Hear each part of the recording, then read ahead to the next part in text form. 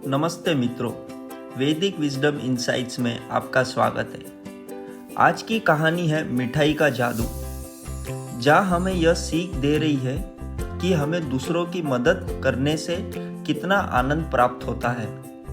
और यही संदेश मेरे गुरुजी स्वामी मुकुंदानंद ने भी समझाया था कि दूसरों की मदद करने से, दूसरों के दुख बांटने से और उनके बुरे परिस्थिति में हमें मदद करने से हमें बहुत खुशी प्राप्त होती है और इससे हमारा दुख भी छोटा लगता है और यही एक भगवान की सेवा भी होती है। तो चलो हम कहानी को सुनते हैं और समझते हैं हम इससे और क्या सीख ले सकते हैं। एक दिन रानी अपनी दादी के साथ बाजार गई। वहाँ उसने रंग बिरंगी मिठाई देखी और वो मोहित हो गई।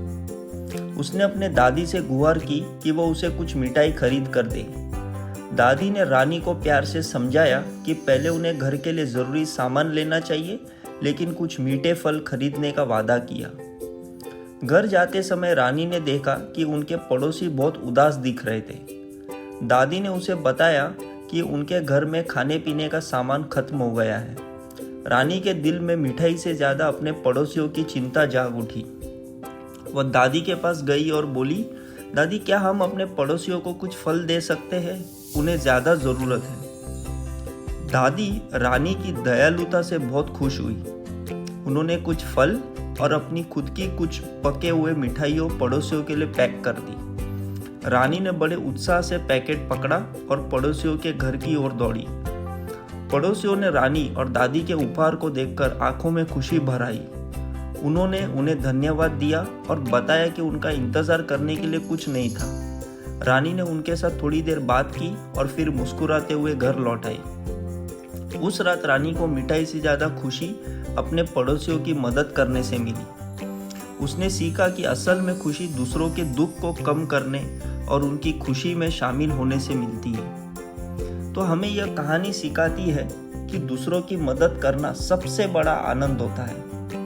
हम अपने जीवन में दुखों और बड़े बड़े प्रॉब्लम्स को लेकर काफ़ी चिंतित होते हैं, बट जब हम दूसरों के दुख या उनके प्रॉब्लम्स को देखते हैं और सही पर्सपेक्टिव में रखते हैं तो हमें पता चलता है हमारा दुख काफ़ी कम है।